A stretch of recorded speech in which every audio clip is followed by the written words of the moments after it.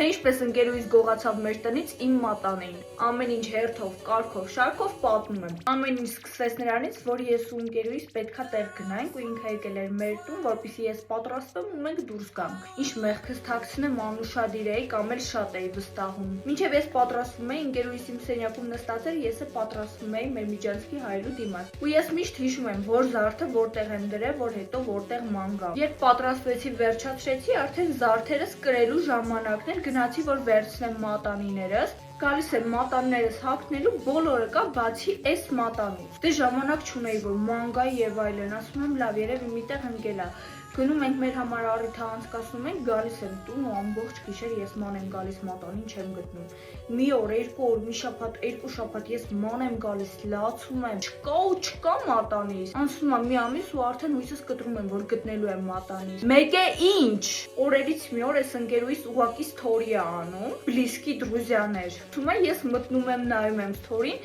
տեսնեմ ինչ, այս մեր քուրը հայելու դիմաց սթորի ա գցել։ Հենց այդ պահին սկրինշոտ եմ անում, ուղարկում եմ իրան ու ասում եմ, որպեսզի վերադարձնի իմ մատանին։ Առանց որևէ սկանդալի, առանց որևէ բան ինքը ասում է, իբր ոչ մի մատանի չկա, հենց այդ վարքյանն է ջնջում ասթորին։ Ես իրան ուղարկում եմ նկարը, ասում եմ, եթե չես ուզում լուրջ ճանախորժություններ ունենաս, մատանից վերադարձրու։ Մենք տեղ ենք պայմանավորվում, ժամ ենք պայմանավորվում ու ես գնում եմ մատանից վերցնում եմ։ Ու այդ դեպքից հետո ես այլևս չեմ վստահում ոչ մեկի ու ոչ մեկի չեմ բերում մեր տուն։